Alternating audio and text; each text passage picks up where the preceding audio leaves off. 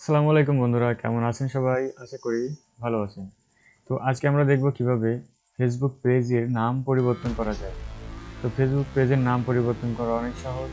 তো এখান থেকে আমি ফেসবুকে আছি কম্পিউটার থেকে। তো এখানে আমি হোমে আছি। হোম থেকে দেখতে পাচ্ছেন এখানে আমার শর্টকাটে রয়েছে অনেকগুলো পেজ রয়েছে। তো আমি আমার এই পেজের নাম পরিবর্তন করতে চাচ্ছি। তো এখানে আমি ক্লিক করলাম। ক্লিক করার পর দেখতে পাচ্ছেন আমার পেজটি ওপেন হয়েছে। ওপেন হওয়ার পর এখান থেকে আমি চলে যাব অ্যাকাউন্টে।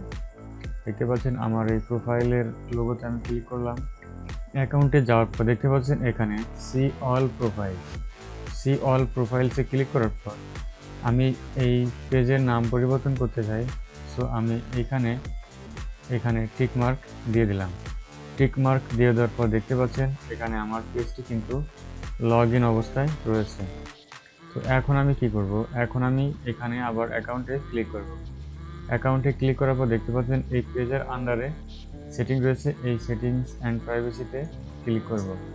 সেটিংস অ্যান্ড প্রাইভেসিতে ক্লিক করার পর এখানে দেখতে পাচ্ছেন সেটিংস। সো আমি এখানে আবার সেটিংসে ক্লিক করলাম।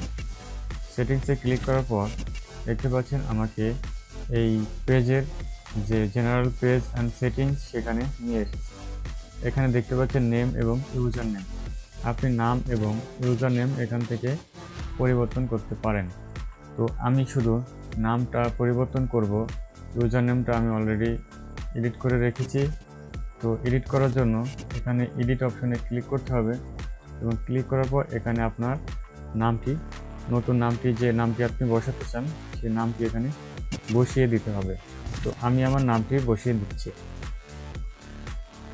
দেখতে পাচ্ছেন আমি আমার নামটি বসিয়ে দিলাম এবং এখান থেকে রিভিউ চেঞ্জে ক্লিক করলাম।